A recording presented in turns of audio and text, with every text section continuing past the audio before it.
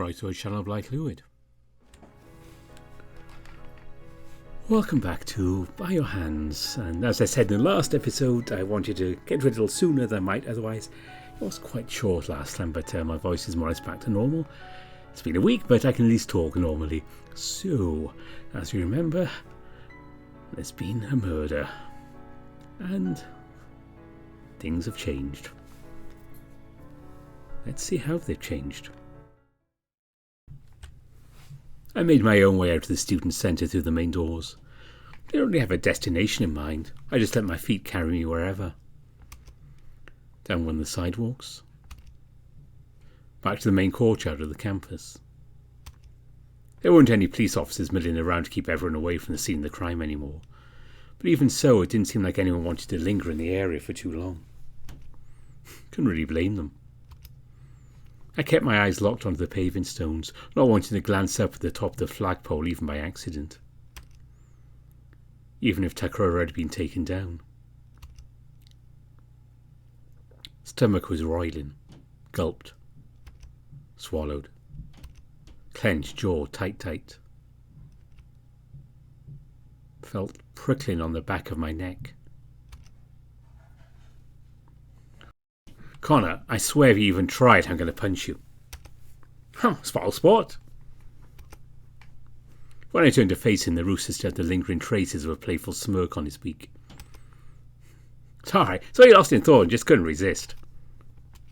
Yeah, well, I've gotten used to you trying to come at me from behind.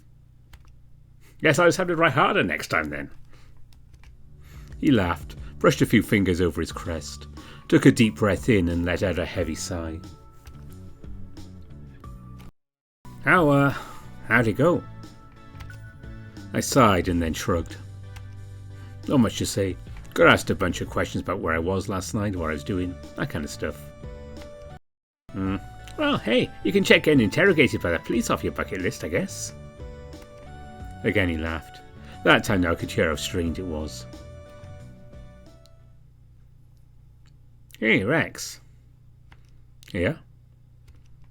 Follow me real quick. He picked up the pace and I followed suit. Connor led me towards one of the older buildings, Bandura Hall according to the sign next to the entryway. There's a tiny plaza right nearby with some stone benches, I guess for studying or resting. Come sit with me for a bit. He plopped down to one of the benches and I took a seat next to him, looking at him, trying to meet his gaze even as he kept his eyes downcast. Connor. There was a tremor in the rooster's voice, a tremor in his body as he leaned against my shoulder. One of his arms wrapped around me, pulling me in close. Just stay still for a minute, please.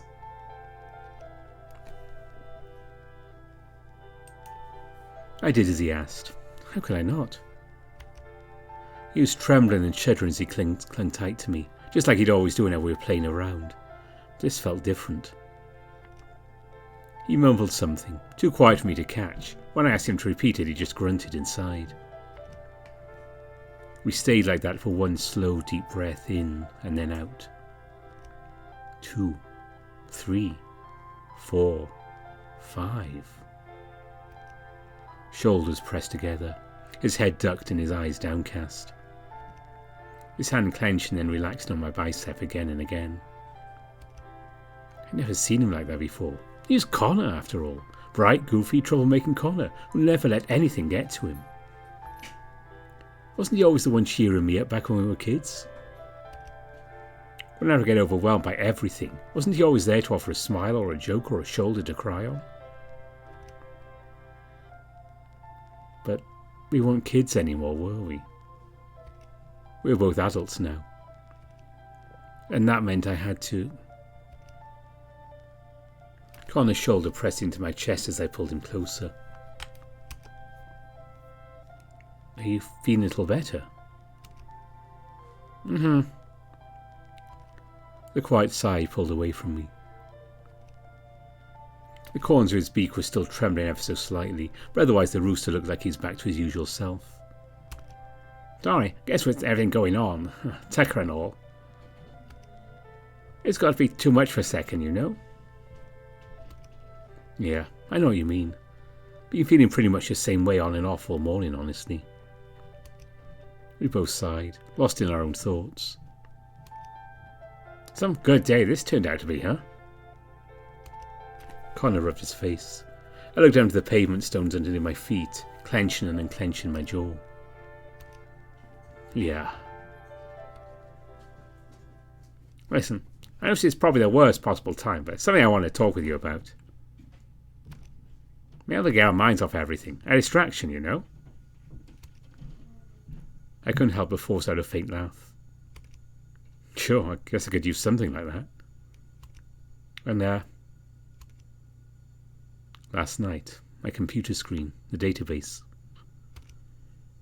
It's actually something I want to talk about with you, too.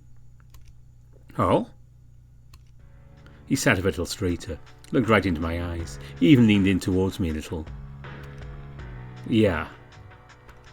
I, looked up that code on the receipt yesterday.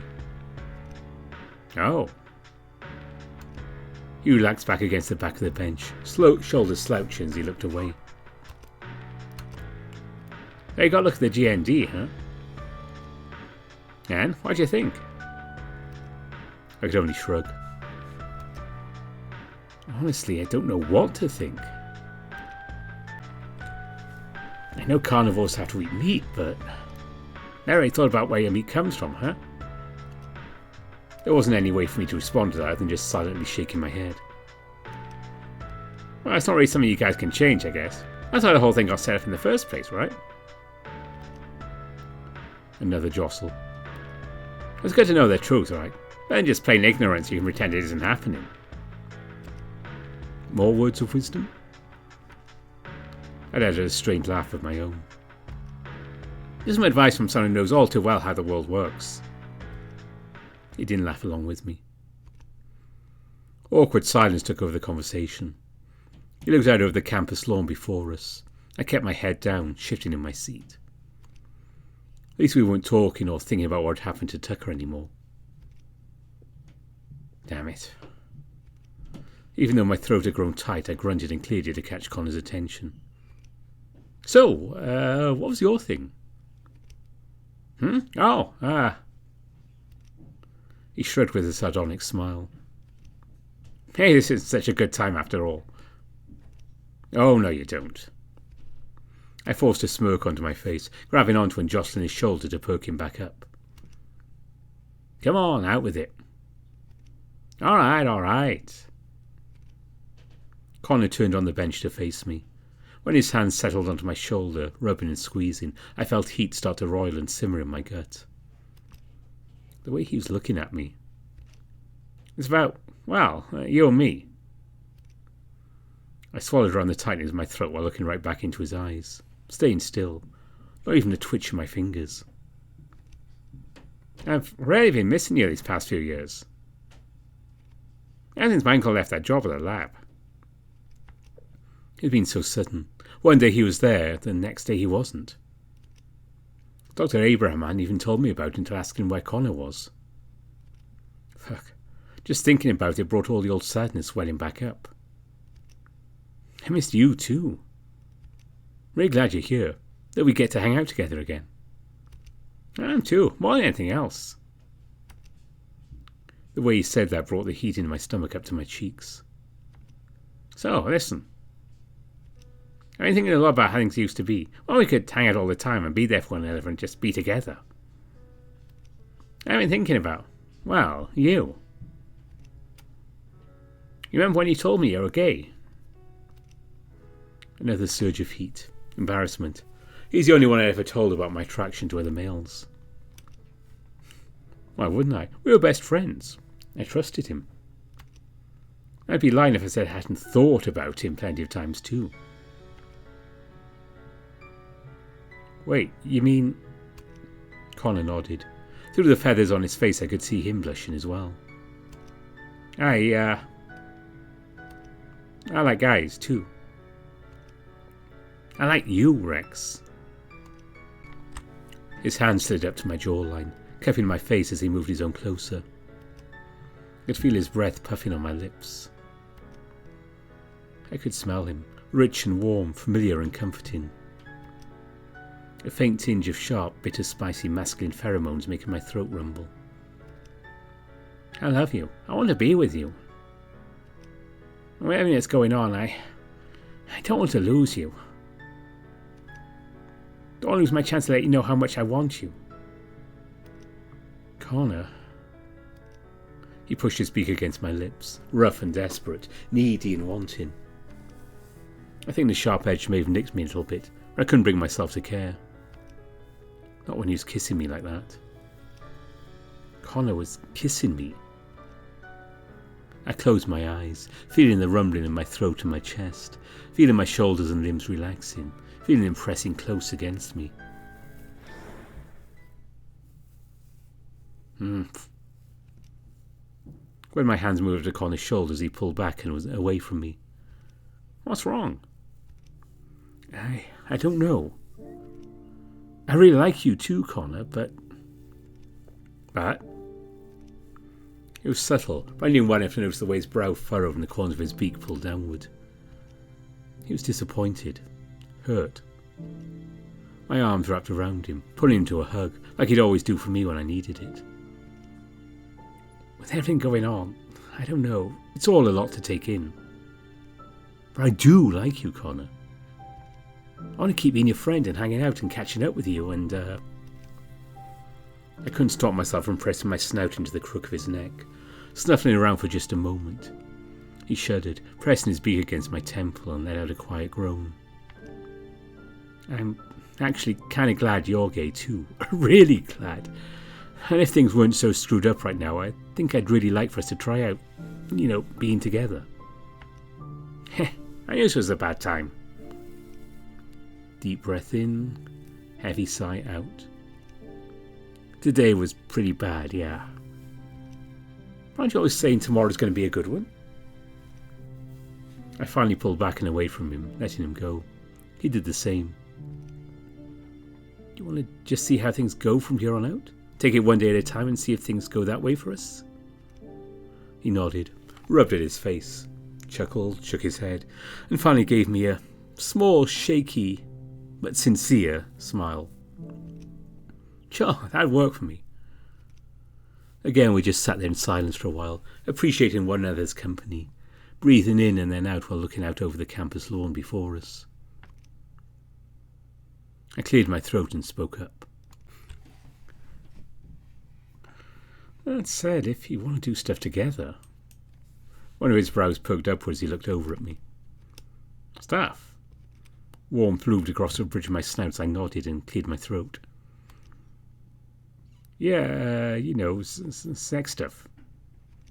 Since we're both gay and all. With a low laugh rumbling in his chest. If he were a feline, I'd swear it was a purr. Connor stung an arm around me and pulled me in close once more. Getting another lungful of his scent really wasn't helping to calm the fluttering in my chest, nor the burning in the scales on my cheeks. Hands with benefits, huh? Yeah, sure, I like that. See if we want to take it to the next level later. His beak brushed against my temple. I could hear him breathing in, hear him taking in my scent as well. You want to find somewhere private and get started? Honestly, part of me did, very much so. But at the same time, the roiling and churning in my gut wasn't just from arousal. Maybe not right now. First of all, after everything that happened this morning, it's kind of hard to think sexy thoughts. And second, that tension which had been coming and going in the centre of my back and in my shoulders and my jaw all morning returned yet again. I want to go make sure Camille's all right, at least. Connor clacked his beak, snorted a puff of breath out from his nostrils and then nodded. Sure, all right. I mean, he and Tucker are pretty close. This is all probably hitting him hard.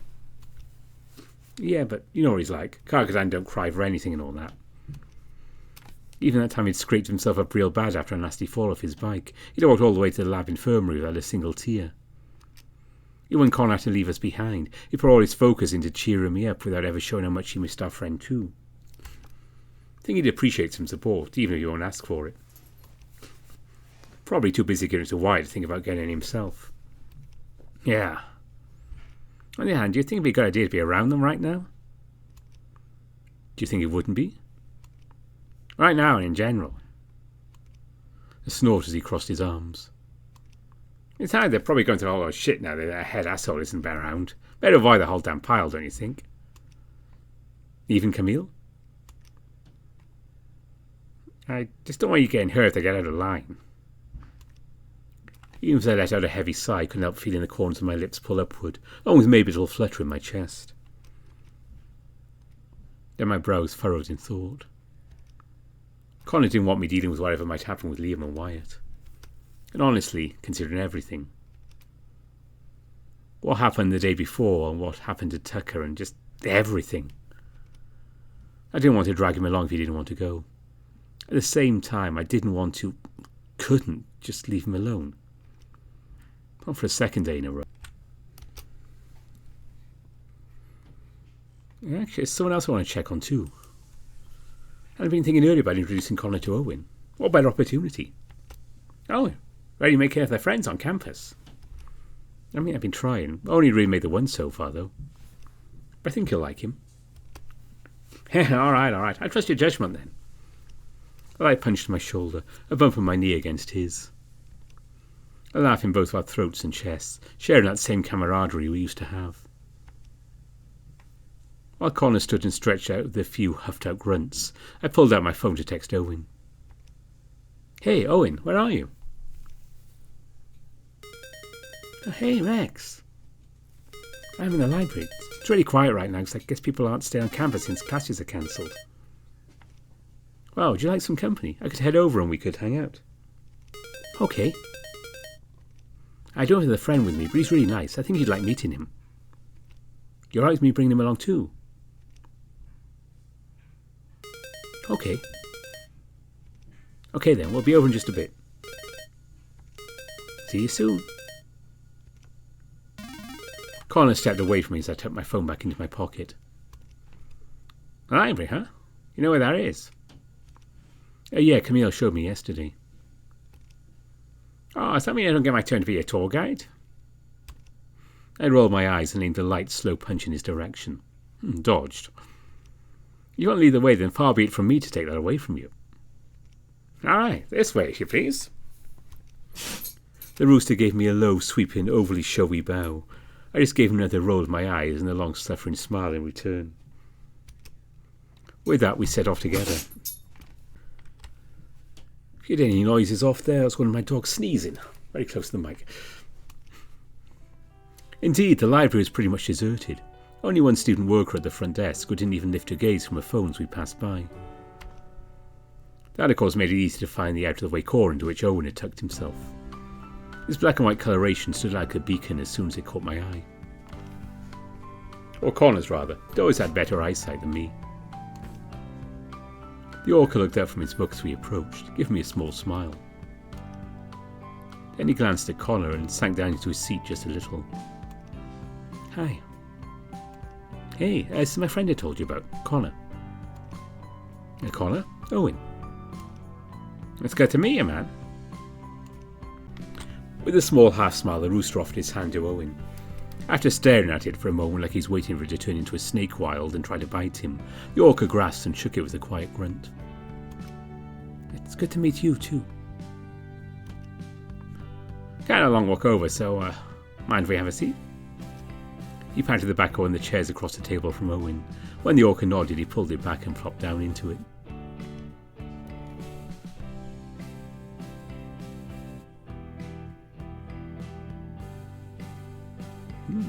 Interesting. Gives him some space. I'll sit next to Connor. As soon as I sat down, the tension in the orca's shoulders started to relax. That small smile returned to his face. He looked over at me. How are you doing? Well, better than this morning. Just been hanging out with Connor here and trying to forget about, everything going on. Getting the chance to get some studying done. Alright, he knew full well the direct approach wouldn't work. He did to get him easier in a conversation, and what better way to start?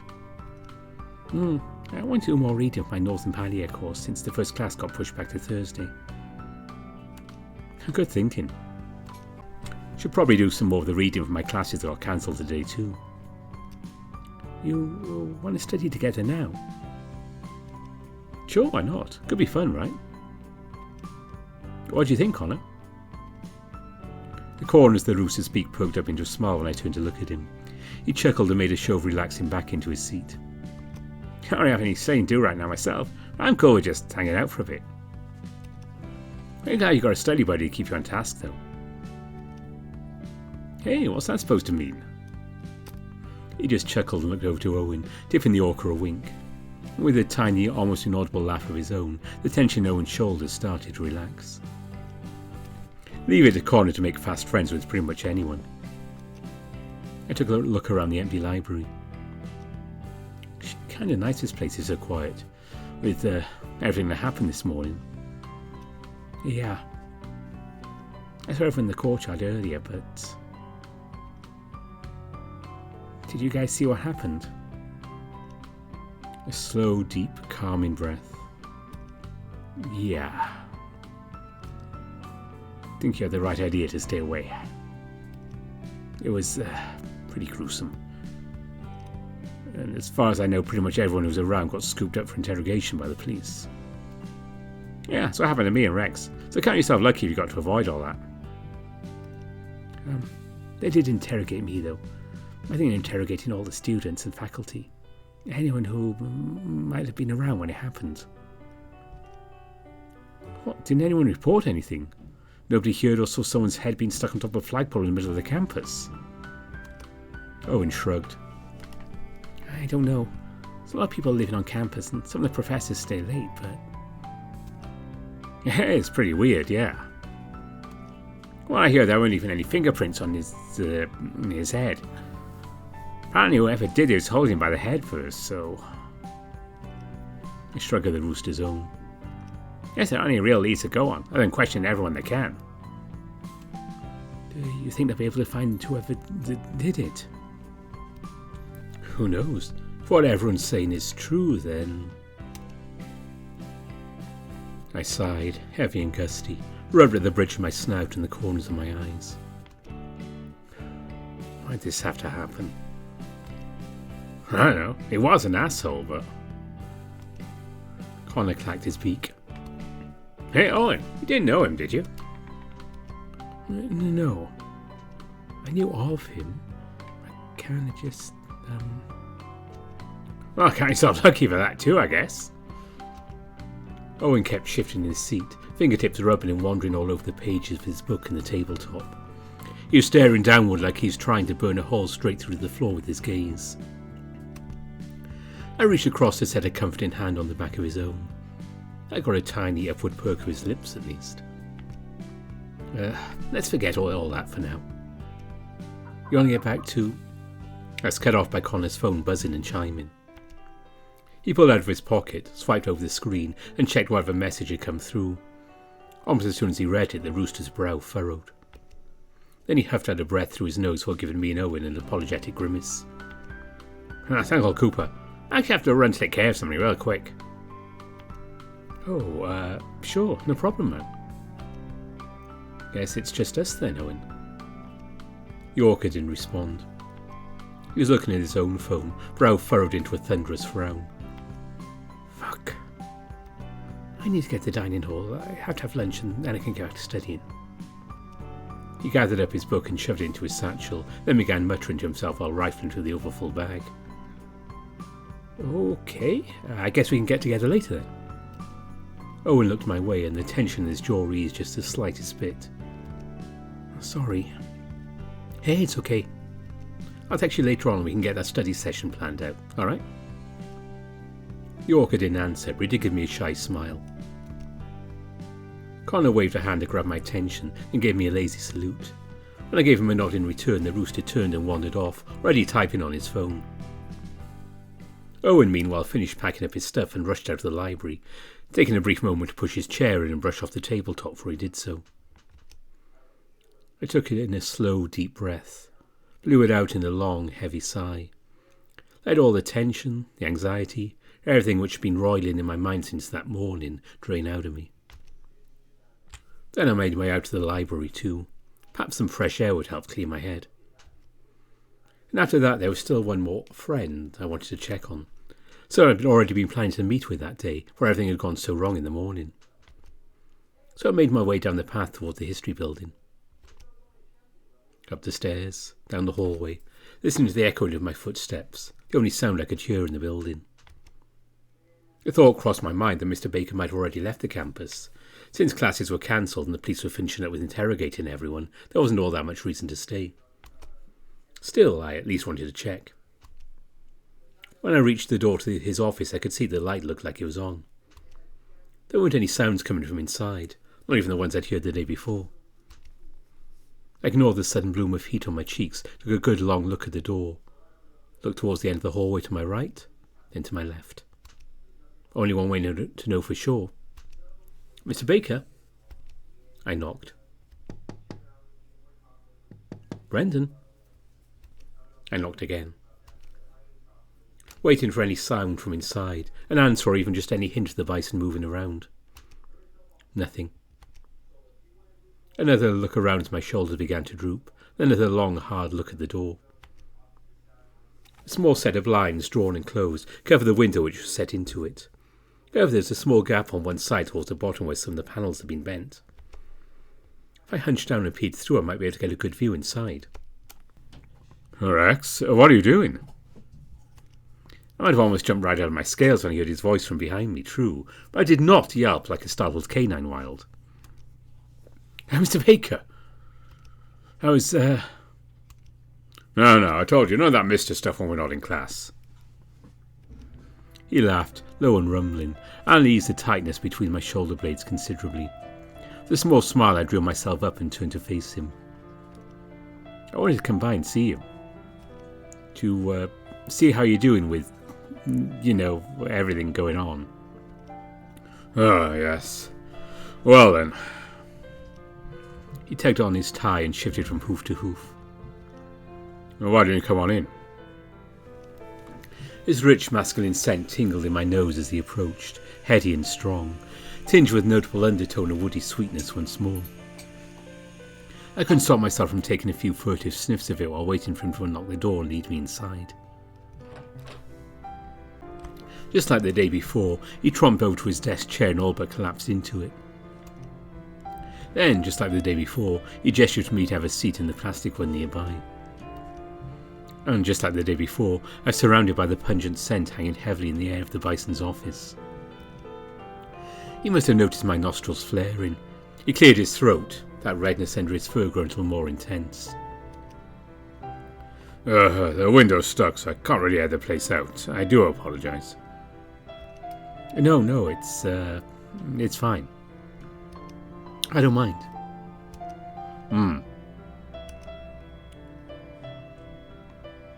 How are you holding up?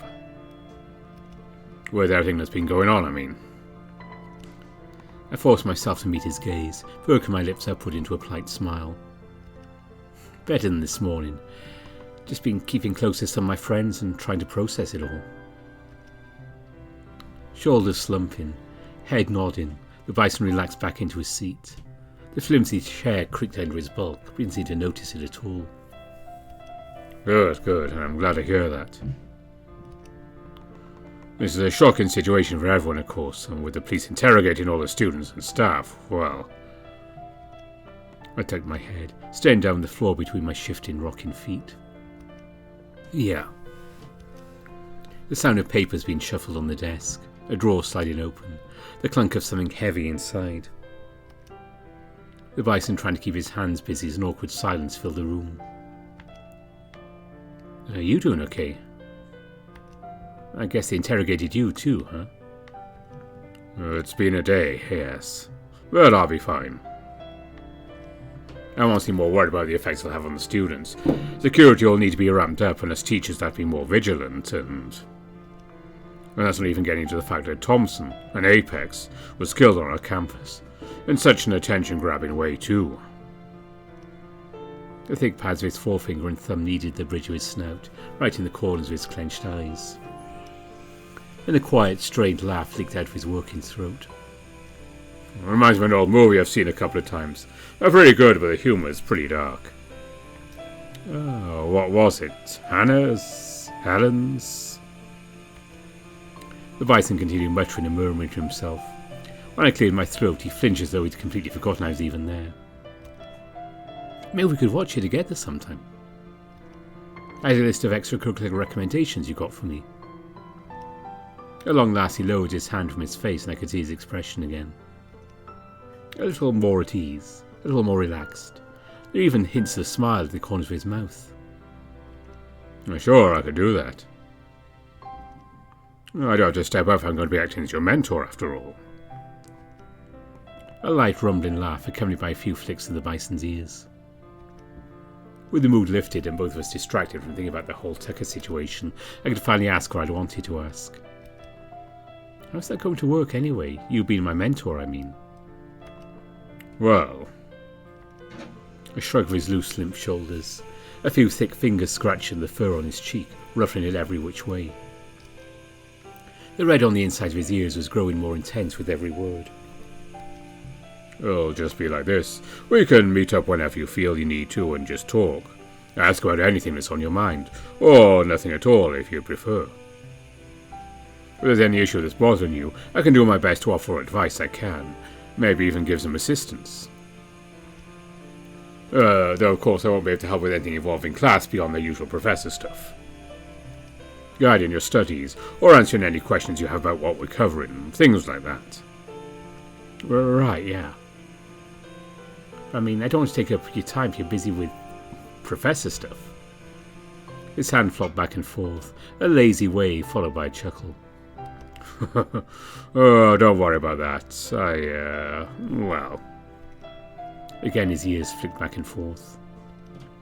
You're actually one of the only students to come by during office hours in a long while, so I've got the time pretty much free. Although I have a pretty similar arrangement with the other one. You mean Owen? I was right, I'd run into the orc outside Brendan's office the day before, hadn't I? Ah, so you met him. He's a wonderful young man. I think you get along well with him. Yeah, he's pretty great. We've honestly already kind of hit it off. Oh, I see. Good. Oh, that's good. Honestly, it seemed to me like you could use a good friend or two. But I think we've gotten off track. He cleared his throat and straightened up in his seat. Leaned forward a bit, elbows on his knees and hands folded before him. Tensed his jaw, then allowed it to relax as he looked me in the eyes. As I said yesterday, if this is a leap you're unwilling to make, then I completely understand. And you don't have to feel like it's something you need to commit to. We can cut things off at any time if you'd like. But if there's any way I can provide advice or guidance, or even just a shoulder to cry on, I want you to know that I'm willing. As if I'd back out after the day before. Thank you, Brendan. I really do appreciate it. And I think I'd really, really like that. Just like the day before, the warmth in his eyes and smile eased away all the tension and anxiety. A deep breath in, a deep breath out. I want to keep doing stuff like this, just hanging out and talking or getting together to do whatever. Alright. Would you be comfortable exchanging phone numbers then? Just to make it easier to coordinate things, of course. He was blushing. So was I. Of course. I pulled out my phone and Brendan pulled out his. It only took a few moments for us to get one another's numbers saved. Sent a quick text to confirm and he replied with a thumbs up and a smile emoji. Now then. Another creaking of his chair underneath the bison's bulk. Brendan shifted back and forth, ears flicking. So was his tail, the thick length smacking against the side of his desk. Is there anything else you'd like to talk about, Rex? That rich masculine smell hanging in the air, pungent and bitter spicy, tinged with the faint, though intensifying by the second, undertone of arousal.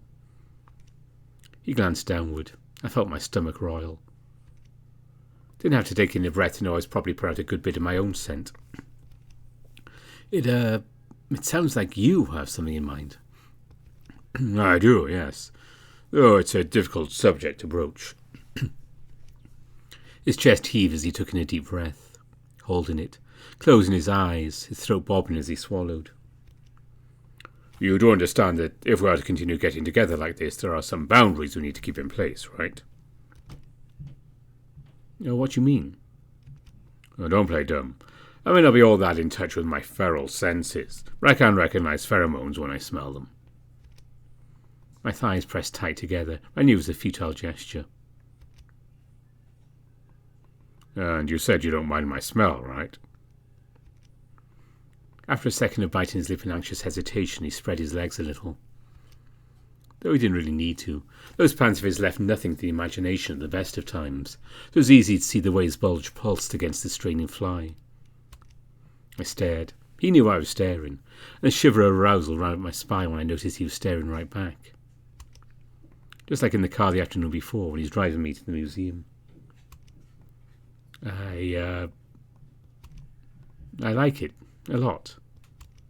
That's what I thought. One tick of the clock on the wall. 2. 3. Both of us frozen as we indulged in that moment of mutual arousal. Then he sighed, leaned forward once more, hunched over to hide the tent in his pants, and spoke in a firm tone of voice. Rex, let's talk seriously for a second here. I'm not just any professor here at the university. I'm your teacher. And I'm much older than you as well. Old enough to be your father, for Pete's sake. It's enough to make things difficult, even in the best-case scenario. He swallowed, looked at me like he was having to force the words out. We can't get too close to one another if I'm going to be providing the kind of support a mentor should. Understand? Understand. I looked him right in the eyes as I spoke, trying to keep my voice firm and sure as well. I get it. I really do. I don't want to end up causing any trouble for you if something happens. Rex, that's not at all the issue. Okay, yes, that's one of several things I'm worried about. But even more so, I don't want to put you in a position you're not comfortable with. I don't want to end up causing any trouble for you, or end up hurting you if things don't work out. I want to offer what support I can, but that won't be possible if we go too far over the line. I told you, I get that. I understand, Brendan. And I'm alright if we just, keep things at an appropriate level. Or, at least try to. Do you think it'll become an issue?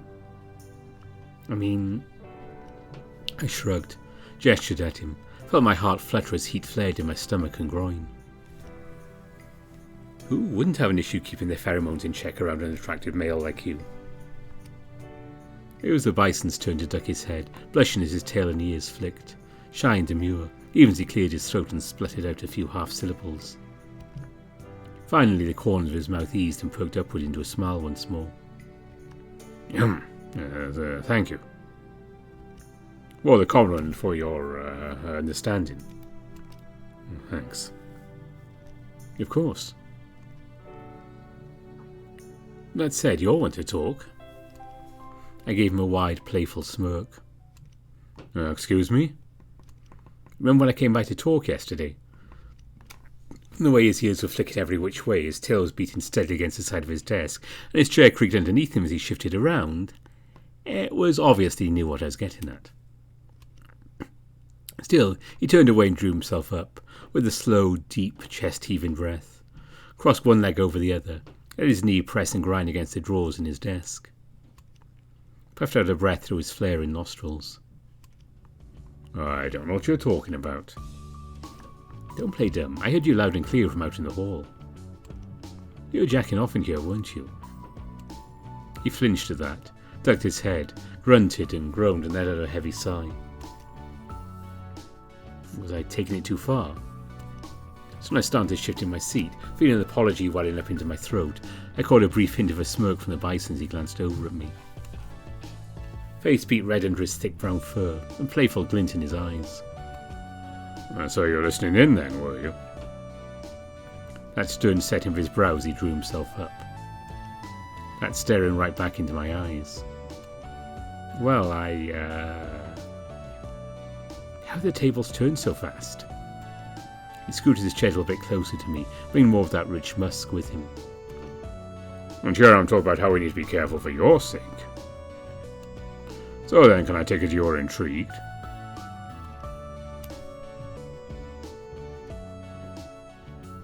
Well, yes, but that's not the point. Really? And what is the point then? He leaned in closer. Just that, you know, that's not really school-appropriate behaviour either. You all want to talk.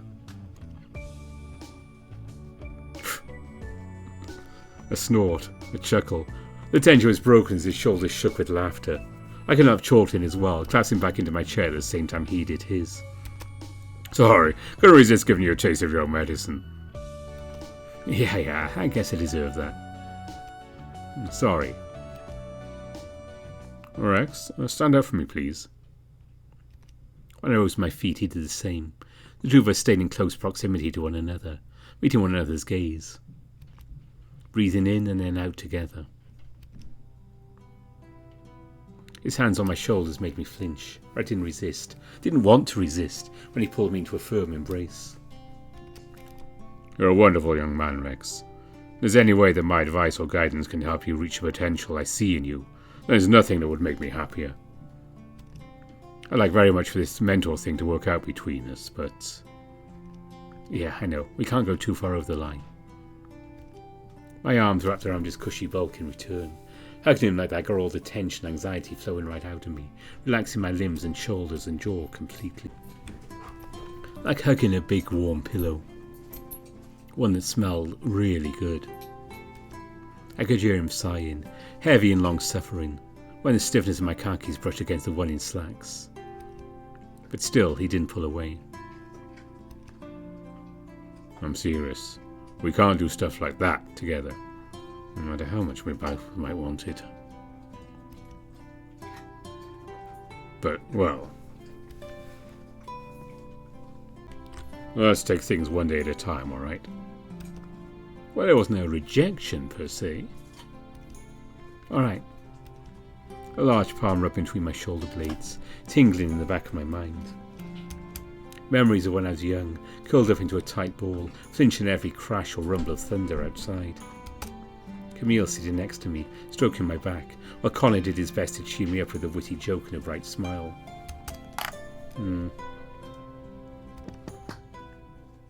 Mr. Baker, are you in there? The door swung open. Brendan and I sprang apart, brushing ourselves off and straightening ourselves up. Trying to ignore the heat in our respective faces. Even my tail was twitching with the sudden nervous energy arcing up and down my spine. The awkward barge into the room looked from me to Brendan and back again, his face a mask of blank confusion. Staring with his mouth agape, not even a flinch of the pungent scent which filled the room. Hey there, Owen. Owen's focus locked onto me as he shifted from foot to foot. Rex, what are you doing here? Are you meeting up with Mr. Baker too? Yeah, I guess I am. He wanted to help me through some stuff and... Really? That's so cool. I mean, you can buy see Mr. Baker too, not that you need help with stuff. Sorry. I couldn't have let out a small laugh, shaking my head and giving him a smile. Stiff but encouraging, at least so I hoped. It's fine, really. He peeked up at me, a shy smile of his own tugging in the corners of his lips upward. Am I interrupting? Oh, no, not at all. Rex and I were just finishing up, right, Rex? Yeah, so if you want to have some privacy, I could head out. No, I just wanted to see you real quick. Don't really have anything to talk about, so I can just come back tomorrow.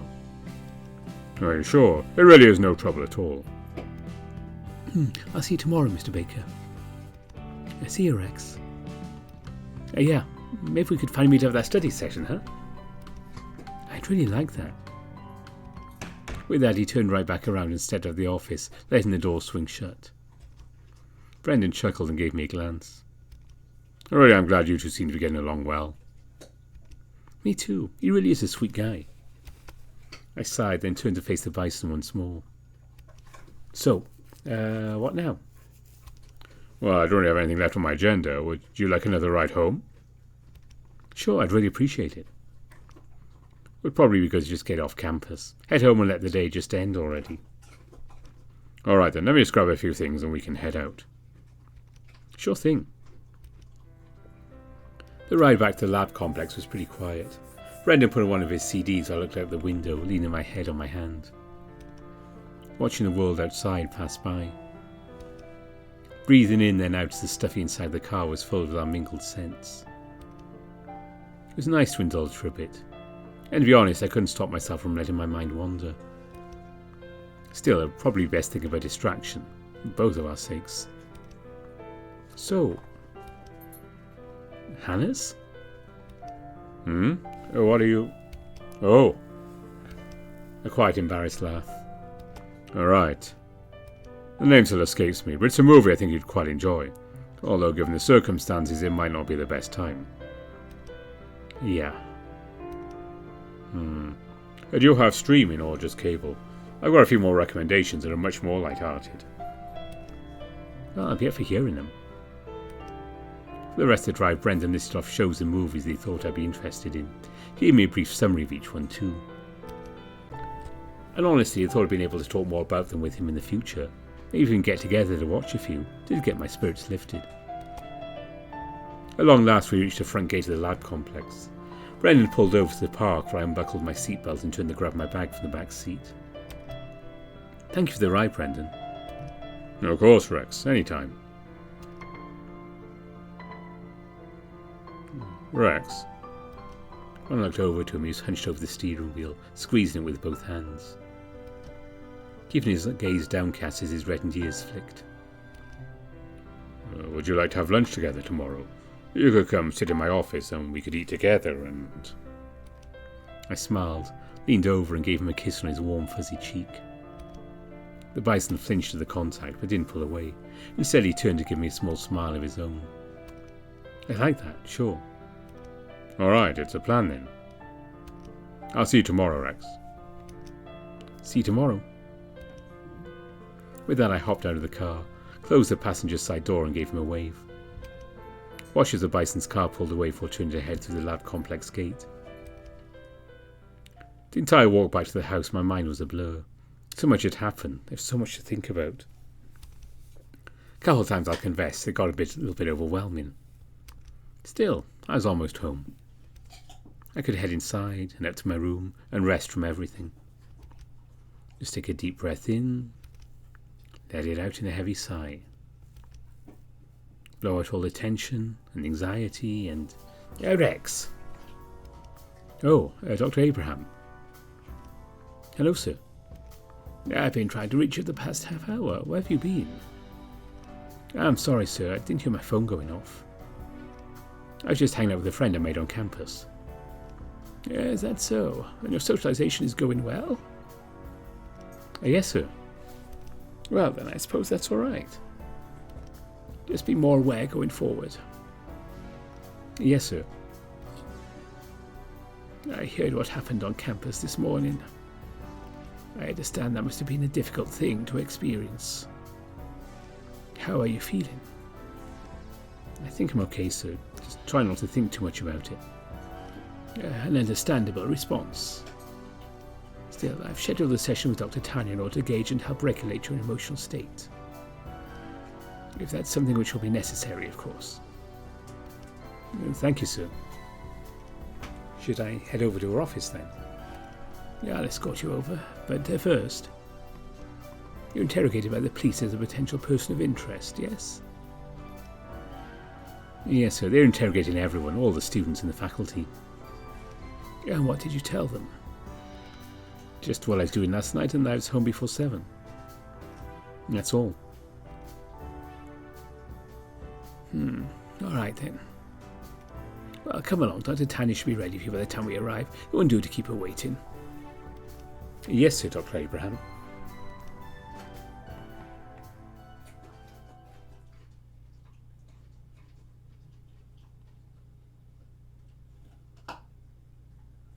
I was already starting to get used to my new morning routine. Waking up, getting ready to leave the lab complex, grabbing a bite of breakfast, jogging to the campus.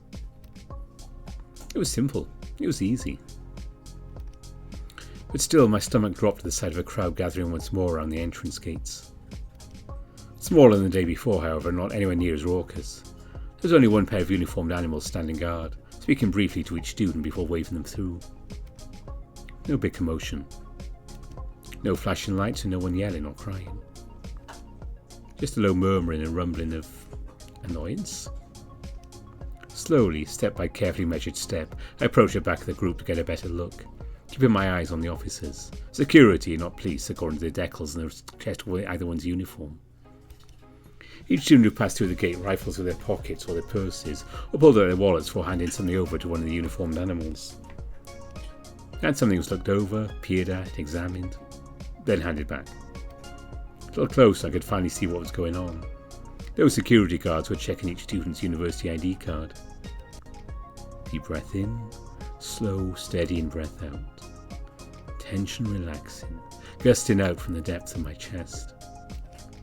It was just like the gate outside the lab complex, nothing to worry about. Maybe even a little comfort in its familiarity. Eventually it was my turn. I pulled my ID out and gave it to the elephant, let him look it over while ducking my head into the rhino's squinting stare. Yeah. Alright, head on through. I did so, after collecting my ID from his hand, and began making my way to class. More security guards were posted here and there around the campus, but there was at least one outside of every building, as well as a few specific spots on the sidewalks and paths between them. Every single one of them kept an eye on the million students. I kept an eye out for Camille or Connor, but no luck. I was on my own. Guess I just have to find them later. For a moment I slipped by the uniformed Komodo dragon outside the history building and plodded along to Brendan's classroom. Again I took a seat in the first desk I came across, right near the front. The bison was counting on me to be a good student after all. The fact he allowed us to catch one of his eyes as soon as he stepped in was just a bonus. Although memories from the day before did start filtering through my mind at the sight of him. I grunted, ducked my head, hoping no one sitting next to me could notice the light dusting of feet across the bridge of my snout. Deep breaths, Rex. Just calm down and act natural. Good morning, everyone. I'm sure some of you already heard this, but we're making an announcement in all morning classes today. You've probably noticed the security guards on campus. They'll be here for the remainder of the semester, keeping an eye on things to make sure you all remain safe. In addition, more security cameras will be installed in and around the buildings over the next few weeks. We faculty will be working with the police to ensure that what happened will not have any chance of happening again, and we'd appreciate it if all of you would cooperate as well. Finally,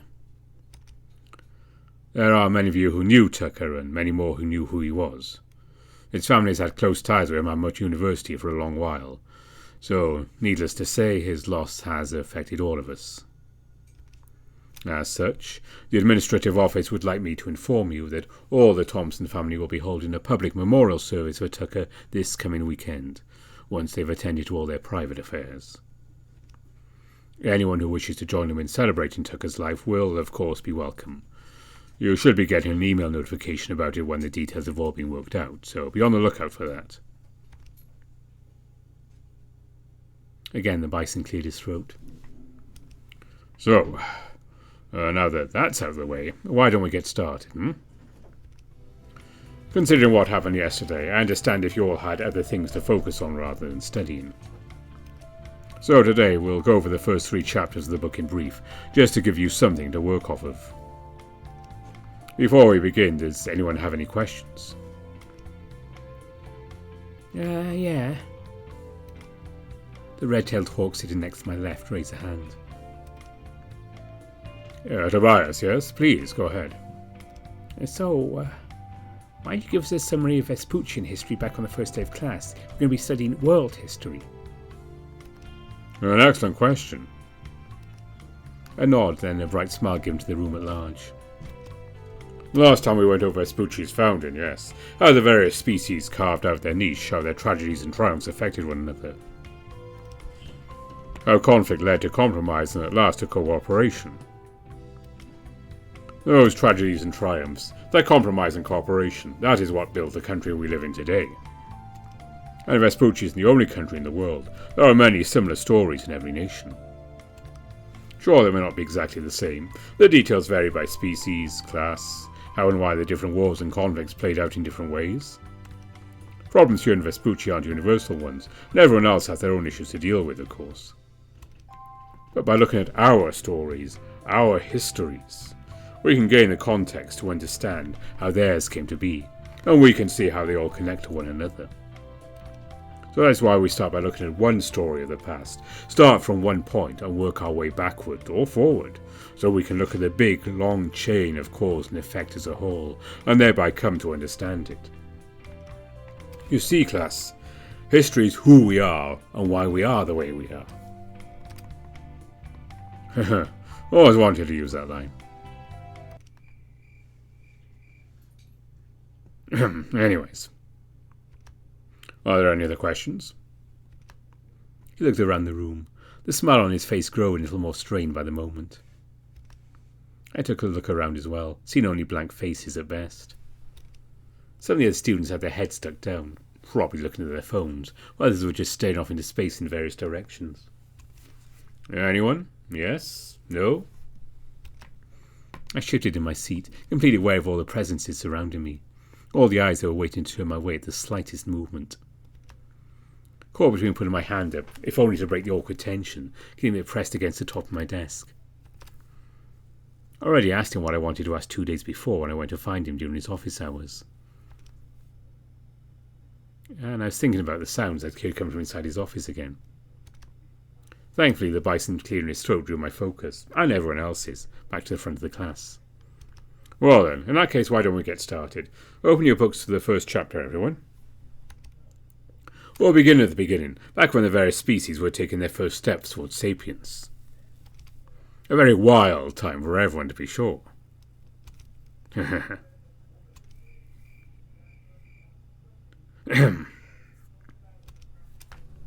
And so that's how we spent class that day, going over everything from the very beginning.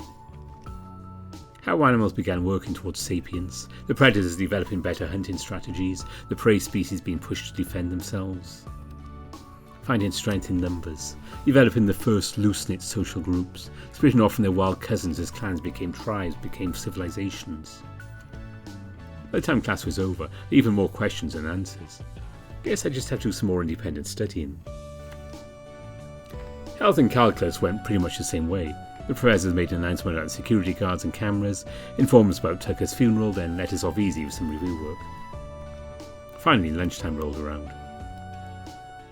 Once again I met up with Connor outside my calculus class. We wanted to hang out and have lunch together, catch up while we weren't both still reeling from part of an actual dead body being found on campus. Maybe find someplace quiet, private, and see what would happen. I felt really bad about brushing him off, especially after what happened between the two of us the day before, but I did kind of already have plans. Guess it was just our bad luck that one thing after another kept coming up. Just like he always would when we were kids and I needed some cheering up, he clapped me on the back and gave me that reassuring grin of his. He'd have plenty of time, whether later that day or some other one. As always, he just knew tomorrow would be a good one. So we got into another bout of play wrestling, his hands wandering and lingering a bit more than they used to. Then he sent me off with a wave and a promise to text me later that afternoon. I made my way into the student centre, wanted to pick something up to go at the restaurant since heading to the dining hall would mean I'd have to eat there. Thankfully there wasn't any sign of either Liam or Wyatt anywhere around, so I could join the line in peace. Wasn't exactly in the mood to deal with them, especially without any sign of Camille around either. I could worry about that later. For the moment I took a look over my options for lunch. Considering who I'd be eating with, beef probably wouldn't be all that good of an idea. I was about to take a container of the popcorn chicken, but thought better of it and grabbed the shrimp instead. A nice, guilt-free compromise. Then I grabbed a drink and paid, hesitated before tucking my receipt into my pocket, and headed over to the history building. Up to the second floor. Down the hall to Brendan's office door, giving it a knock. Brendan? Oh, Rex, there you are. Please come in, make yourself at home. With a chuckle he waved me in. With a nod and a smile I took his invitation. That same rich, masculine, pungent, though not at all unpleasantly so, smell greeted me as soon as I stepped into the room. Heat bloomed across my snout and under my belt, and I couldn't hide the way I sniffed the air, even if I wanted to. I shifted from foot to foot, feeling a bloom of heat under the scales of my cheeks, and decided not to comment. Sure, what we were doing probably wasn't appropriate, and sure, maybe it was okay to indulge at least a little bit in my enjoyment of his presence. But he'd said it the day before, hadn't he? The two of us needed to be careful not to take things too far. Brendan continued to hold the door open as I passed him by. Then, grunting quietly, the bison kicked the doorstop into place with a hoof. So, please have a seat. It had become a routine for the two of us at that point, him plopping down into his desk chair, me taking the plastic one nearby after he gestured for me to do so. There was a large plastic bowl of salad sitting on his desk, which the bison began poking at with his fork as I settled into my seat. I couldn't help taking a curious sniff. Leafy greens, the sharp smell of onion, an earthy, herby undertone, nothing particularly sweet. Brendan took a bite, his chewing slow and considering. He even let out a brief muffled hum as his eyes wandered up towards the ceiling. Then, after swallowing, he tore open one of the small packets sitting on a nearby napkin and squeezed out a few vinegary-smelling drops. Well, go ahead and dig in. He nodded down towards the container I had set on my lap. What's for lunch, anyway? Popcorn shrimp. Pretty tasty, and looks like they didn't cheap out on the, I glanced over the bison salad, up to his face, away, looking out the nearby window while clearing my throat. Rex, please relax. You have your dietary needs and I have mine. Another bite of his salad, then a moment to squeeze another few dribbles of dressing onto it. I've had plenty of carnivore friends over the years. It's never been an issue for me. We're just two animals sharing a meal together, alright? Alright. I finally grabbed a few breaded chunks and popped them into my mouth, washing them down with a gulp of my drink. Deep breaths. Slow, deep breaths. Focus on the flavour of the fried meat and seasonings, not on how awkward the situation could be made. It was just like that one time with Camille and his family. Everything would be fine. So, how's your day been going so far? Well, we'd reached the small talk phase, so that had to count for something. Pretty alright. Can't really complain, I guess. How about you? About as well as it can be with all this mess going on. Yeah. You, get a chance to check out any of those shows I recommended yesterday? Apparently they finally got the rights to stream old episodes of the Mudrocks. Still waiting on pterosaurs, though. But hey, there's always DVD. Yeah. Took my sweet time chewing, swallowing, and sipping on my drink before answering. I didn't get a chance yesterday. Was busy with some other stuff. I see. Well, if you do get the chance, let me know what you think, alright? Sure, will do. I gave him a nod and a smile, feeling the corners of my mouth grow a little less strained. And how about you? What kind of stuff are you into?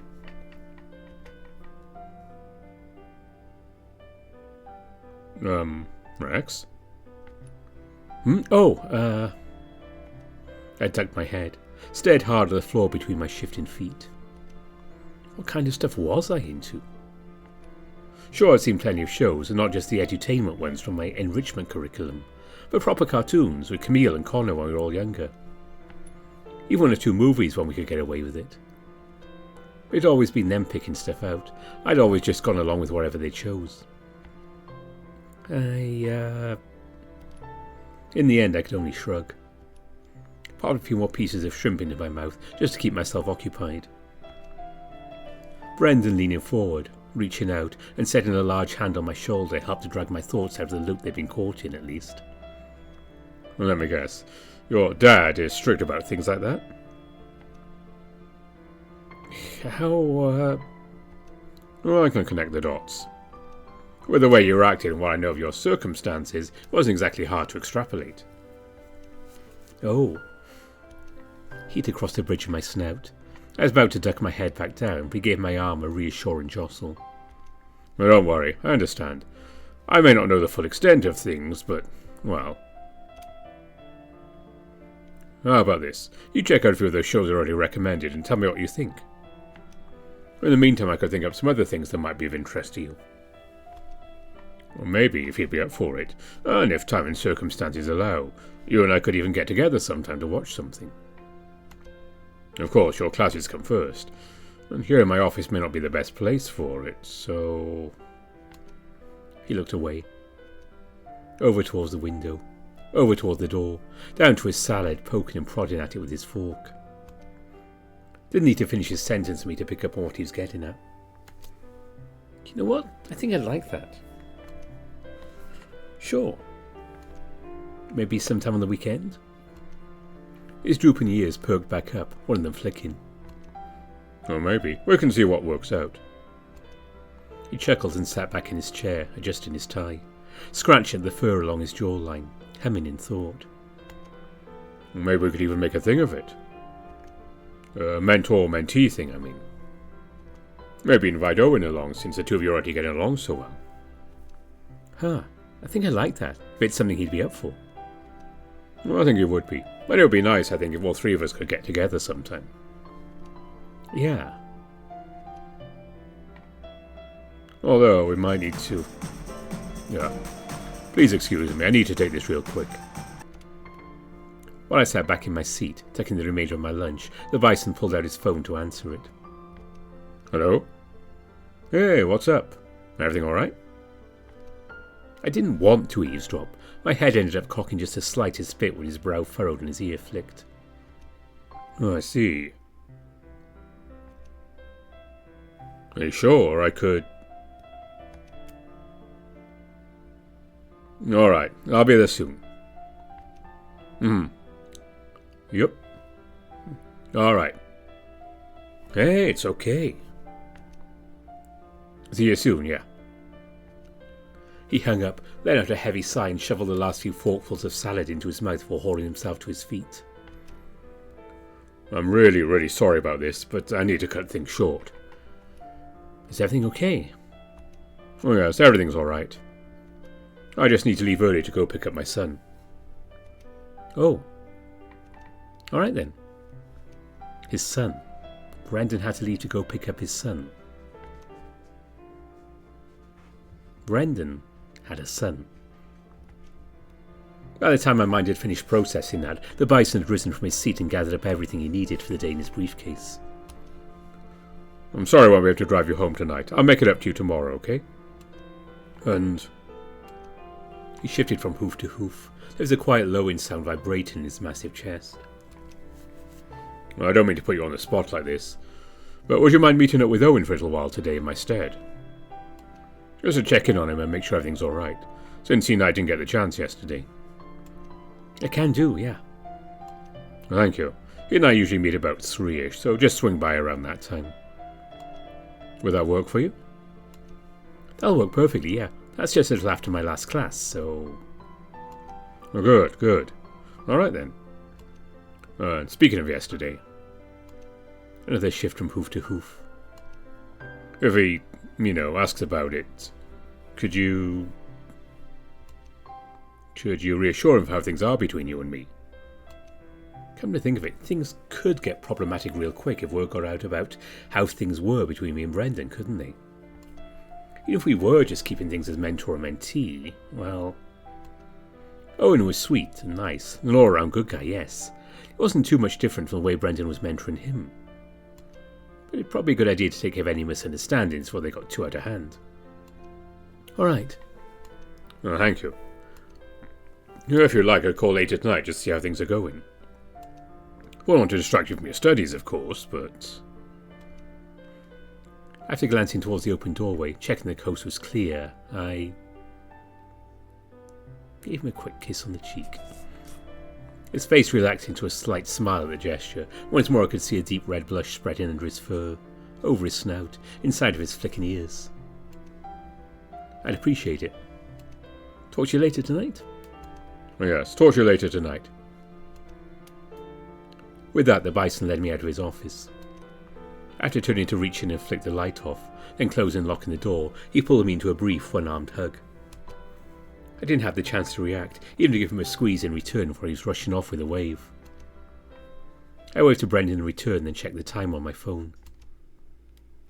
Shit, I'd have to book it to make it to my next class on time. There we go.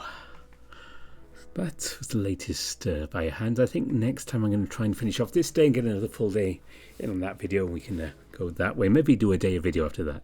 We'll see how things go. Speaking of next videos, next Saturday will be the new build of Infinite Space. So sci-fi fans and Calvex fans, you have something to look forward to there. And on the Sunday or just after that, there will be more Far Beyond the World. I'm going to fit that in. I'll be doing little bits and pieces through the week, so Sunday or Monday that will be up. Depends how long it takes me to get everything together. Then one after is Moonfire, Seeker's Saga. And I think that after that, starting out December already, done your Christmas shopping yet? We'll be having more Spectrum of Hybrids, getting caught up with Jagger and the rest there. That's what we have planned so far. And as always, I like to keep my patrons up to date as best I can with what the schedule is going to be. And my top patrons are Coop, Ali Bear, Welper's Knee Coffee, Aramaterasu, Tiger Cub, Samuto, Spiderling, Rafu, Omar, Mohammed Al-Zamel, Mario Cervantes, Matt Kenya, Kartek, Heaven King, Ida Korval, Harvest Mouse Productions, Grizz, Exact, Dissonance, Gopus Visser, Brian Hall, Baker, Astian, Aaron Fox, and Andy Peng. I'll say special thanks to them, and thanks to everyone who supports the Patreon and actually just watches. It does all help. You just watch these videos, like, comment, that kind of thing. But I hope you enjoyed this one. And until next week, we'll return to space. Thanks for watching, and bye for now.